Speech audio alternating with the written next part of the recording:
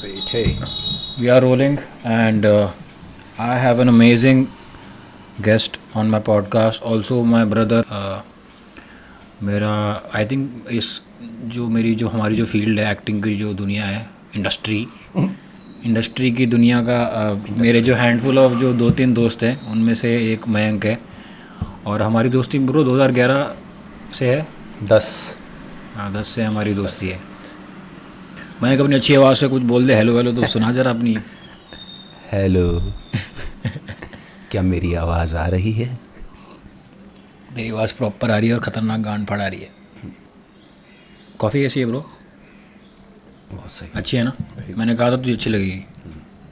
मैं next time मंगाता हूँ ना तुझे पूछ लूँगा, तेरा मन हो तो बता दी, तेरे लिए मंगा दूँगा। एकदम कहते हैं ना वो रिच कॉफ़ी। हाँ फीलिंग आ रही है ना वैसी ब्रो, वाली आफ्टर टेस्ट वाली। And so by the way मैं और मयंक ऑलरेडी बहुत ही अमेजिंग बातें कर रहे थे। हमारा ये आई थिंक यही ब्यूटी है ब्रो, एक खास क्रेजी बॉन्ड की कहाँ तक बहुत बातें पहुँच गई थी। फिर याद आया रे भाई पॉडकास्ट भी रिकॉर्ड करना है। राइट। बट वो वार्म अप था, वो भी मेरे ख्याल से ज़रूरी है। हाँ वार्म अप था, बहुत ही इंपॉर्टेंट करीबी दिल की बातें खुलने लग गई थी। और जब लास्ट टाइम भी हम मिले थे ब्लू टोकाई पर बैठे थे हम लोग, तो कैसे शाम से रात हो गई थी भाई पता ही नहीं चला कहाँ से कहाँ बातें चली जाती हैं। बारिश में वॉक करी हमने लंबी। लास्ट में जो जॉन एलिया साहब आ गए थे। कौन से? जॉन एलिया साहब। जॉन एलिया की बात है। वो जॉन एलिया की जुआन एलिया है? जॉन किसी ने जुआन लिखा था, JUAN एलिया। जॉन है ना? John JAUN। अच्छा जॉन सम मतलब मुस्लिम नाम है। हाँ तो क्रिश्चियन ही जॉन है बना। सॉरी नहीं, वो वाला जॉन नहीं हो।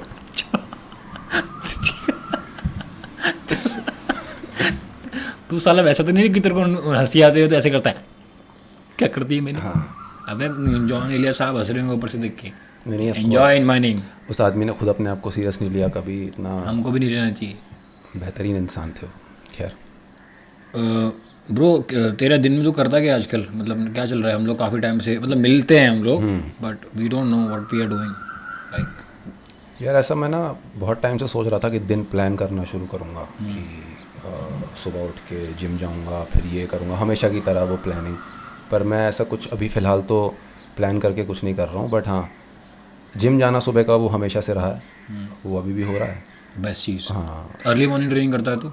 अर्ली मॉर्निंग मतलब जब मेरी मॉर्निंग होती है लाइक 9 बजे, 9 जब 9:30। और उसके बाद वही अपना थोड़ा बहुत किताबें पढ़ना, लिखना, कोई ऑडिशन आ गया तो वो दे देना। Amazing bro. शाम को रुबीना के साथ वॉक पे जाना।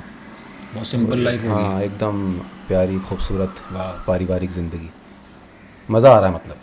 I am sure bro. लेकिन मैं तो से ये भी पूछना चाहता हूँ कि आज तो वो मयंक नहीं है जो हम थे। हम दोनों बहुत अलग इंसान बन चुके हैं। राइट। शाम को वॉक लेना, सिंपलिसिटी ज़िंदगी की अप्रिशिएट करना, सुन के ये लग रहा है तेरी बातों से। ब्रो तुझे क्या लगता है कि कितना तेरी जो 10 साल की जो जर्नी मैंने देखी है, 10 या 11-12 साल की, उसमें तूने सबसे गहरी चीज़ें क्या महसूस करी हैं? क्या, बहुत ही बड़ा सवाल पूछ रहा हूँ मैं, ट्राई कर पाएगा तो सम अप करने की कोशिश करना। तूने क्या चीज़ें समझी रिश्तों के बारे में, करियर के बारे में, एजिंग के बारे में, वो 20 से 30 में स्टेप करने के जो जर्नी है, तू उसको किस तरह सम अप करना चाहेगा इस जर्नी को अभी तक? यार ऐसा तो मैं नहीं कह सकता कि मैंने समझ लिया है। हाँ, अभी तक का तो अपना बता, मैं नहीं कहता कुछ समझ और खास बात। दूसरा ये कि गहरा कुछ नहीं है, ये ज़्यादा समझ में आया मुझे कि चीज़ें जैसे तूने बोला ना, सिंप्लिसिटी को एंजॉय करना और वैल्यू करना। क्योंकि हम जब आए थे तो हम ये सब सोच के तो नहीं आए थे ना हमने ये प्लान किया था कि हम इस उम्र में शादी कर लेंगे, फिर हमारा परिवार होगा, जो भी आगे चल के बच्चे फैमिली जो भी होता है। तो बड़े आरामी थे ब्रो। तो वो मैंने मतलब कहते हैं ना कि आप बहुत जल्दी में होते हो जब आते हो, तो फिर आपको काम भी मिलने लग जाता है शुरुआत का। फिर आपके मस्तियाँ चलती रहती हाँ हैं। वो मस्तियाँ, आपको लोग थोड़ा बहुत पहचान रहे हैं, आपके शहर में भी आपका थोड़ा सा वाइब बन गया है, तो वो सब जो चीज़ें होती है आप एंजॉय करते हो। चश्मे पहन के कैंडीज जाना। हाँ तो आप बेस्ट कपड़े पहन के और वो सब, मतलब उसमें कुछ गलत नहीं है, बिल्कुल गलत और वो एक ऐसी इनोसेंस है जो मुझे लगता है ज़िंदा रहनी भी चाहिए।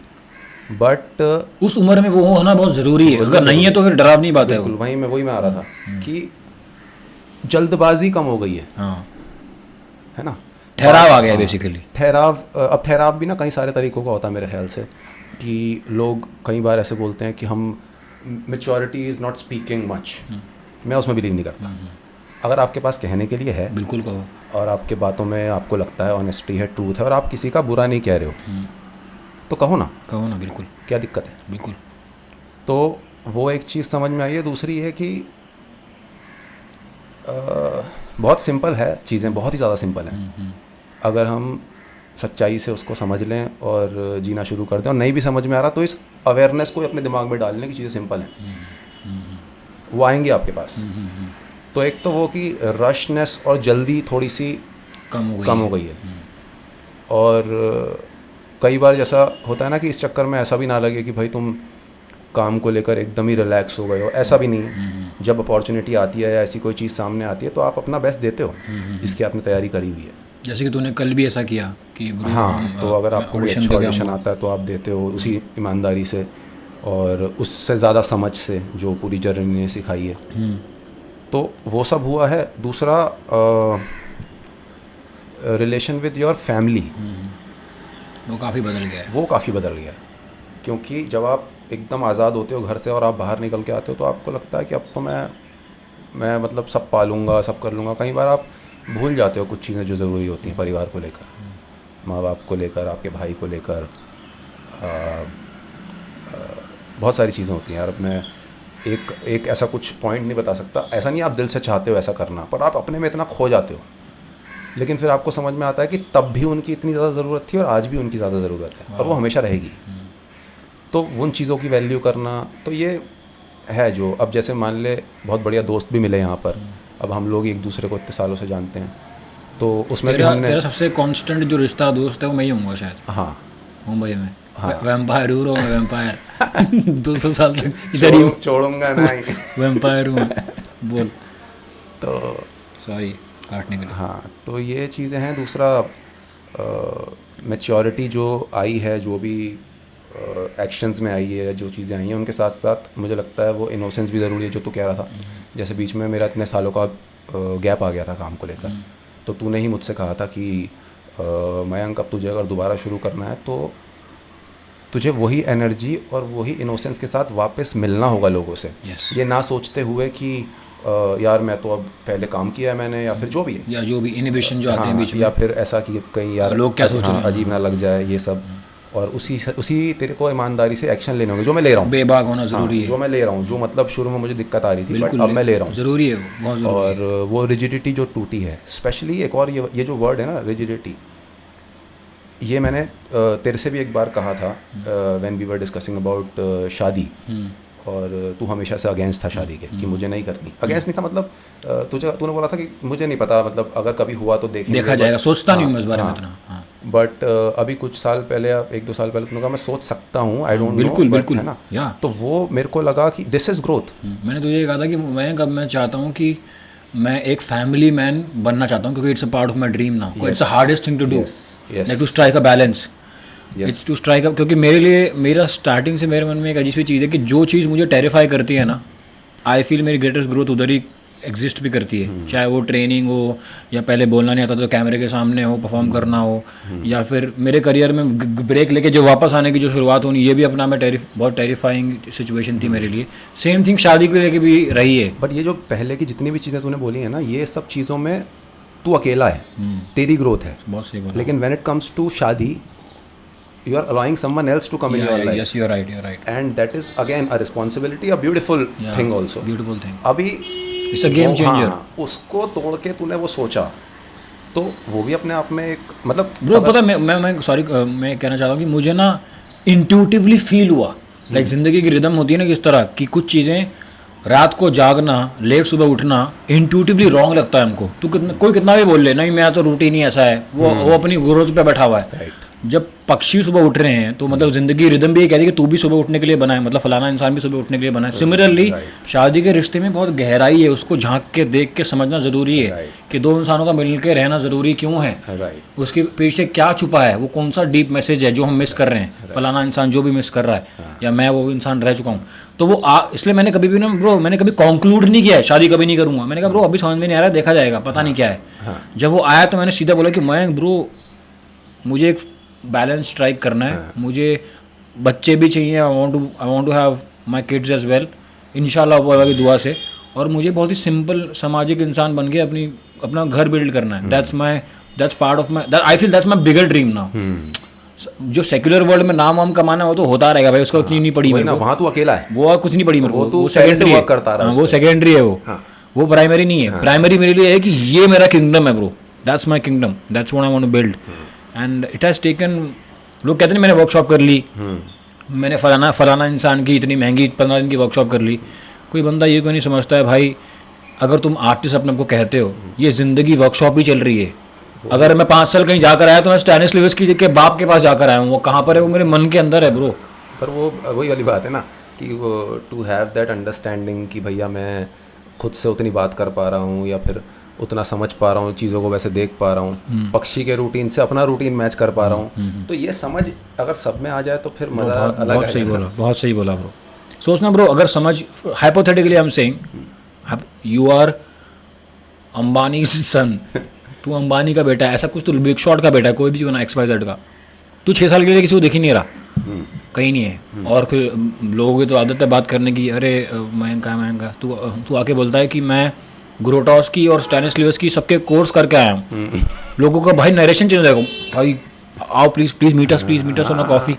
बट तू शायद कुछ नहीं कर रहा था, बस बिकॉज तूने ये बोला ना तो लोगों ने गुड जॉब। ये बहुत ही आडंबर भरी, बहुत ही कॉमेडी सी फनी बात है, they don't make any sense. ये फनी बात है। It's I tell you, satire कहाँ एग्जिस्ट करता है, कॉमेडी कहाँ होती है समाज की, कैसा समाज है। आदिल हुसैन जैसे महान लोगों को कोई जानता नहीं है, वो आता है डेढ़ इश्क जो भी इश्क मूवी में आता है, विद्या बालन के ऑपोजिट, 50 साल की उम्र में आता है, नाम अपना फिर बाद में लाइफ ऑफ पाए में आता है। तो अभी आदिल हुसैन वर्कशॉप पे नाम ले जा रहे हैं। उस समय जब चाय पीने के पैसे नहीं थे तो आधे लोगों ने कहा होगा भाई वेला घूम रहा है, कुछ काम नहीं कर रहा, उसकी अलग सीकिंग चल रही थी। ब्रो कुछ भी सही नहीं है, कुछ भी गलत नहीं है, you are alive, every day is a blessing, you are living, that's an artist job bro, nobody defines this thing. ये तो मुझे बहुत पहले मालूम पड़ गया, क्योंकि किसी महान अच्छे एक्टर का नाम नहीं लूँगा यार, ये दुनिया ही बोलती है अरे फलाना इंसान ने सुसाइड कर लिया, जो भी इंसान था उसने सुसाइड कर लिया, और 2 दिन बाद में बोलती है कि भाई ये बंदा लॉन्च हो गया। तुम भूल गए अरे फलाना इंसान की जब डेथ हुई थी उसके बैंक में 3 करोड़ रुपए थे, मेजराटी गाड़ी गैराज में थी, बैंड्रा में इंसान रह रहा था। जीवन का मकसद यही नहीं है कि ग्रोसरी शॉपिंग करनी है हमको 4 चीज़ें लेके, there is a deeper meaning to it bro. You might have all the things, you cannot decode it, right, but deep down you might be going through something कि भाई उसका दर्द कोई समझ ही नहीं पाए। You know what I mean bro? So I think it's very important to understand the project, this project कि भगवान ने हमको चुना है इस हार्ड मास के जीवन में या फिर इस शरीर में लाइफ लेके जो हम आए हैं, इसका पर्पस है कुछ bro, this is not accidental, and maximum people are just getting by like it's like a Chinese whisper, just because everybody think कि सक्सेस के मायने ये हैं, तो दे थिंक आपको भी वो क्राइटेरिया के बॉक्सेस चेक करना ज़रूरी है। That's funny bro, it's humorous, but I am not saying कि वो लोग पागल लोग हैं। I appreciate that, that's not the point. Just because we are talking and this inspires me, मुझे इन टॉपिक्स पे ना कुछ करने का मन करता है। Like if I make a movie it should be like a satire, like I will be talking about the madness that goes on every day on a day-to-day level, and nobody's noticing that क्योंकि वो acceptable है, वो acceptable है bro, and I think programmed है ना, वो एक structure है जो उसमें कोई खामी नहीं निकाल रहा है, उसमें कोई गलती नहीं ढूंढ रहा है, because easy है, मेन बात ये है कंफर्टेबल है, इजी है। और आज इंस्टाग्राम पर लड़कियां ब्रो लो एंगल फोटो खींचती हैं अपनी एप्स को बाहर फ्लेक्स करते हुए, ये क्या चल रहा है ब्रो? ये कौन सा समाज है? Just because somebody, I am just saying generally ये लोगों को पता है क्या चल रहा है वो बट इसके बारे में कोई पॉइंट उठा नहीं रहा है कि क्यों हो रहा है, क्या समाज चल रहा है, मतलब what's the logic behind it. Just because somebody has million followers or likes, so it's like oh good job, you are doing well in your life. Bullshit bro, that is fundamentally off, doesn't make any sense to मी।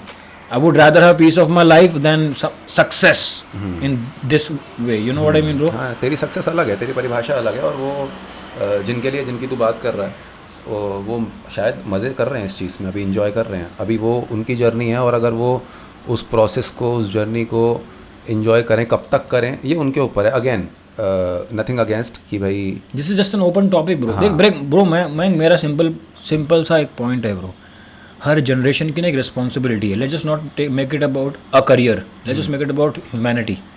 हर जो generation है, जो youth है, हम सबकी एक responsibility है towards life. When the youth is busy about flexing their asses, then it's a worrisome, it's very alarming situation कि हम कहाँ जा रहे हैं. What are we contributing? We are not making great cinema. We are not doing something that is uplifting the world. We are not contributing to humanity as such. तो अगर मैं बोलूँ कि कल को ये ट्रेंड शुरू हो जाए कि एक दूसरे को रोड पे गोलियां मारनी है, लाइक्स मिलेंगे, तो कोई बंदा ये नहीं कहेगा कि हाँ because it's working for them you should do it. अरे फंडामेंटली इट्स रॉन्ग. तुम गोलियां चला रहे हो दूसरे पे क्योंकि तुम बोल रहे हो कि ये ट्रेंड है आज का, टिकटॉक का ट्रेंड है कि 4 गोली मारनी है नीचे, पहले जो सुबह सुबह लोग दिखेंगे, तो तुम्हें ये पहले ट्रेंड बाद में करना है 4 लोगों को गोली मारने के बाद में, और बाद में लिखना है कि 4 गोली मारने हैं, टैग 6 फ्रेंड्स जिनको गोली खानी चाहिए थी आज सुबह. या bro I am telling you, वही तो चल रहा है सब. क्या चल रहा है? नहीं तो कुछ भी बन सकता है. ट्रेंड की बात करो, ट्रेंड कुछ भी हो सकता है भाई. ट्रेंड बहुत बड़ी कॉमेडी चीज़ है. कुछ भी बन सकता है.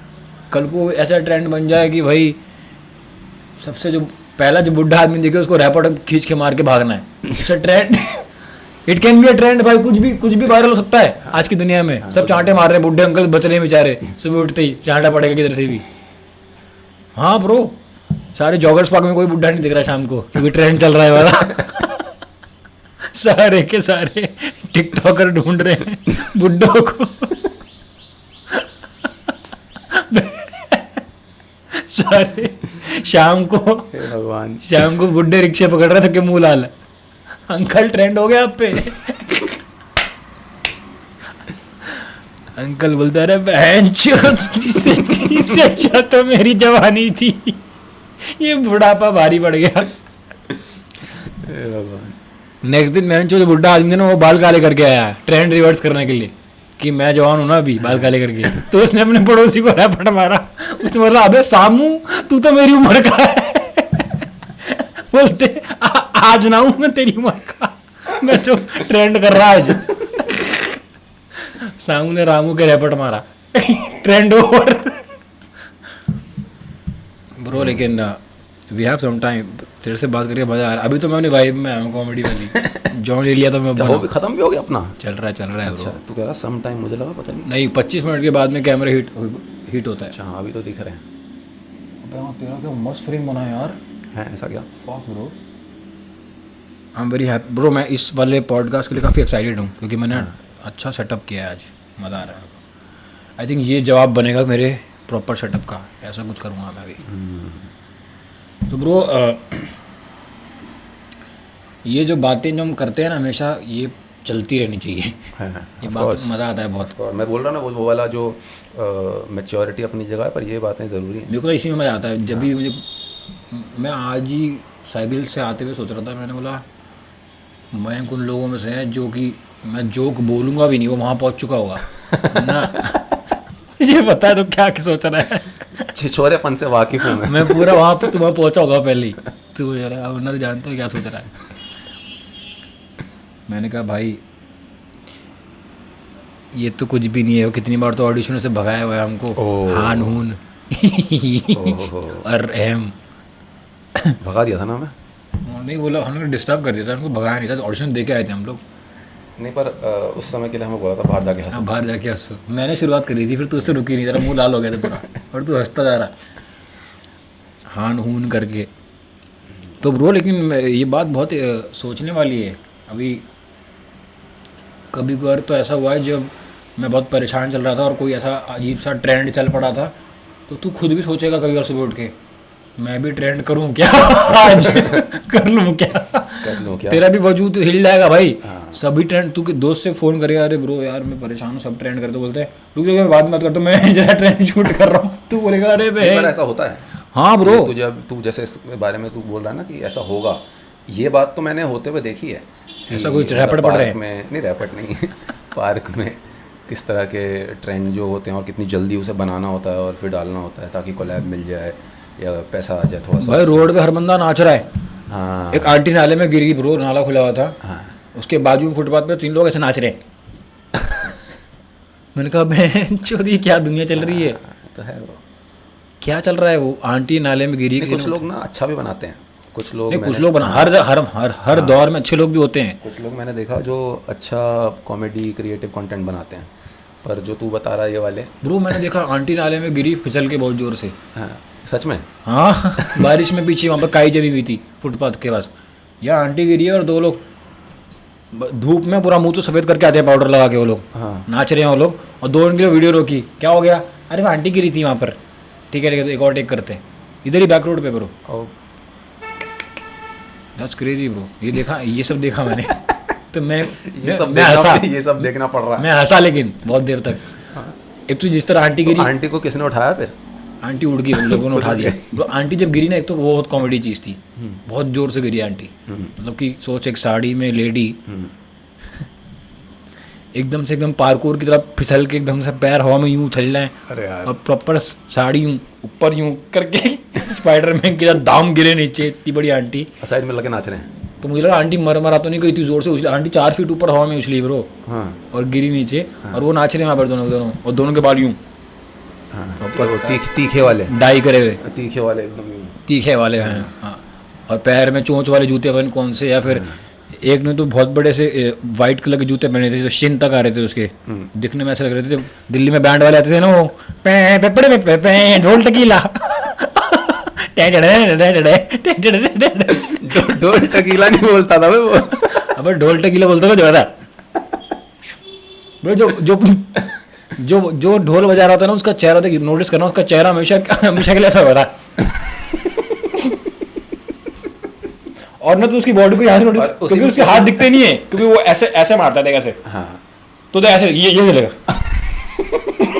जी जी सच बोल रहा हूँ। और उसी में वो साइड में नोट भी फंसाता है, हाँ यूँ बीच में आता है नोट लेने के लिए बस, वो बाकी उसकी वो बेस्ट था, उसका मीटर डाउन है उसका, वो बेस्ट था यार। मतलब मेरा ना घर उसमें जैसे फर्स्ट फ्लोर पे था मेरा घर, तूने तो वो लगा बारात जारी होती थी। तू मुझे एक और फेमस गाना बता बारात का, दूसरा मान जाऊंगा, जूली जूली जूली प्यार है जूली, तू तो मेरी जान है जान है जान है। वो आज मेरे यार की शादी है तो था ही, और वो एक कवारा मेरे गया ये तो ना लेटेस्ट है, मस्ती तो बाद में आई। और वो लड़की की आवाज़ भी निकालता था जो गा रहा होता था, मेन लीड सिंगर, उस पर खड़ा होकर हाथ में उसके वो लीड वोकलिस्ट। हाँ, और वो क्या कहते हैं भाई, दिल्ली में पार्क होता था एक प्रॉपर पार्क हमारे एरिया में। दिल्ली में पार्क नहीं होते, पार्क होते हैं। पार्क में भाई पता है क्या होता था, अभी कोई तो महीना होता था सर्दियों के महीनों में, बैंक टेंट आफ्टर टेंट उतरते थे और चढ़ते थे, बैक टू बैक शादी की बुकिंग होती थी सेम जगह पर। कभी मल्होत्रा अंकल की बेटी जा रही है तो कभी गुप्ता अंकल का बेटा भी बैठा हुआ है, सेम जगह स्टेज चेंज हो रहा है, आज वो बैठा है, परसों वो बैठी है। उसे बोलते हैं ना वो जो साया चलता है शादी का, हाँ तो नवंबर दिसंबर जनवरी पूरे इसमें ऐसी बुकिंग होती है। तू गया? बैंड बहुत बिजी होते हैं, मैं तो शादियों में बहुत गया हूँ। मैं भी गया हूँ दोस्तों का, सूट पहन के एक ही, हाँ एक ही सूट रिपीट हो रहा है, मेरा और मेरे भाई के 2 सूट अगर हैं तो एक में वो पहन लेता है, दूसरे में मैं पहन लेता हूँ। और फिर वहाँ जाके टिक्की और गोलगप्पे पे टूट पड़ रहे हैं, और एक एक करके सब खा रहे हैं। और उससे भी जब छोटे थे तब तो जो शादी में जो दौड़ लगाते तो कौन सी क्लास के बता रहा है बात? First second class third class हम भी जाते थे। मैं भी, हाँ छोटे, मैंने 6th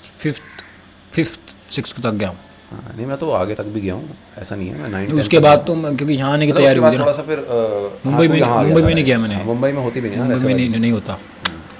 दिल्ली की जो ये चीज़ें है ना भाई, यहाँ पे वो भी नहीं होता, सिंगर भी नहीं होता। एक बार मैंने यहाँ बारात जाते हुए देखी जब मैं नया नया आया, और मैंने कहा यार सिंगर नहीं है यार, सिर्फ ढोल बज रहा, मेरे को बड़ा बुरा लगा। और मैं ढूंढ रहा था उसको, मैंने कहा यार सिंगर किधर है, तो मैंने किसी बॉम्बे का ही था मेरे साथ कोई, मैंने कहा कह रहा कौन सिंगर मैंने कहा वो गाता है ना, फिर मैंने उसे उसका स्टाइल में बताया है ना ऐसे गाता है, तो हंसने लगा, हो गया था ऐसा नहीं होता यहाँ। मैं एक बात बताइए, ये जो बात है ऐसे बोलते हैं चूतिया कट गया, ये चूतिया कट गया दिल्ली का है कि मुंबई का है? यार अब तो दोनों जगह ही होता है भाई, माँ कसम मैंने दिल्ली में सुना चूतिया कट गया है, और फिर मैंने मुंबई में कभी नहीं सुना। फिर अभी रिसेंटली मुंबई में नॉर्मल हो गया है चूतिया कट गया मेरा। जब मैं यहाँ पे आया था, मैंने आते आते फुटबॉल खेलते हुए बोला, 9th में मैंने बोला चूतिया कट गया मेरा, तो बोलते क्या कट गया? हाँ नहीं यहाँ पे यहाँ की गालियाँ अलग हैं, गलत अलग है, और अपने वहाँ की एकदम ही अलग है। अपने वहाँ की लहजे में भी गाली में एकदम वो बात, वो ना वाइब है। हाँ वो ला को उड़ा में ज़्यादा वाइब आता है, बैण दे, तो ऐसा लगता है उड़ा में कि मैंने तुझे बहुत गुस्से में और ज़्यादा तेज गाली दी है जो तेरे को भेद के निकल जाएगी। और यहाँ पे अगर बोल दोगे, यहाँ की थोड़ी सी अलग है, यहाँ पे ऐसे नहीं है, बीन चूत भी यहाँ पे 3 टाइप के। तो वहाँ पे तो भाई वहाँ पे ड़ा का बड़ा महत्व है। जहाँ जिस गाली में तू ड़ा इस्तेमाल कर लेगा ना, बहुत साड़ी बहुत सड़ी ब्रो। चूतमारी का गाली गाली यहाँ की है, चूतमारी का बहुत गंदी गाली है। वो मैंने वहाँ नहीं सुनी। मैंने वहाँ पे नहीं हाँ, सुनी बहुत थी। गंदी है बहुत अजीब डिस्गस्टिंग सी है ये मुझे चूतमारी ना का। माँ बहन की गाली से भी बुरी लगती हाँ है। चूतमारी का क्या है ऐसा मतलब, सेंस भी नहीं है इस बात की। सेंस क्या है? सेंस किसी भी गाली का होता है क्या? बट जब बैंड के लौड़े इसका क्या सेंस है?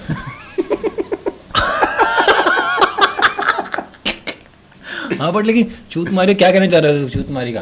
ब्रो कोई नहीं सेंस भाई उसका। हाँ बट ये गाली तो इधर की है चूतमारी का। हाँ ये मैंने कभी नहीं सुनी उधर। और ये भी ये क्या कहते हैं, भड़वा वहीं यहाँ का है, वहाँ का नहीं है। वो भड़वा वहाँ पे दल्ला बोलते हैं। अबे ये कहाँ पहुँच गए हम? नहीं ब्रो, ये ग्रेट डिस्कशन है, like culture exchange. Culture exchange. और मेरा कैमरा बंद हो गया। चला गया स्टैंड बाय पे। अच्छी बात है, इस पे भी तो इस पे बाय बोलते हैं। मजाक कर रहा हूँ। 25 मिनट होगा क्या? 26 मिनट हो गए ब्रो। वाओ टाइमिंग ब्रो, रुक मैं तेरे को वापस रोल कराता हूँ।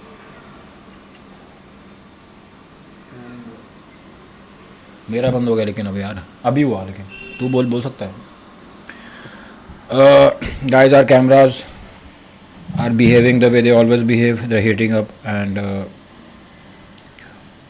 मैं और मयंक इससे भी ख़तरनाक बातें पहले कर रहे थे पॉडकास्ट पे। एज़ यूजुअल हम उतनी बातें कैप्चर नहीं कर पाए, बट अच्छी बात ये है दोबारा आएगा ना तो दोबारा कोर्स मयंक दोबारा आएगा और दोबारा बातें करेंगे। एंड हमने अभी तक थोड़ा सा, मैं चाहता हूँ हम लोग हमारे शुरुआती दिनों की बातें करें। because ब्रो मेरे मन में ख्वाहिश वही थी, बस कोई बात नहीं, अगली बार करते हैं, हम बहुत बारी करेंगे हाँ इंशाल्लाह। उसकी भी बातें करेंगे और बाकी तो कॉमेडी में मेन मजा तो उसमें मिला। मैं क्या बकचोदी तगड़ी करूँगा मैं आज, हाँ बट हमारे ये भी आदत है, हम थोड़ी डीप बात करनी शुरू कर देते हैं। हाँ नहीं उसमें भी मज़ा आता है, पर वो ज़रूर करेंगे हम अपने 2011-12 वाले समय की बात। बिल्कुल करेंगे ब्रो। अभी हम दोनों अभी अपनी बातें कंटिन्यू करते हैं गाइस। व्लॉग पॉडकास्ट तो यहीं तक का था and thank you so much for loving and supporting and mind bro, you can wish them well.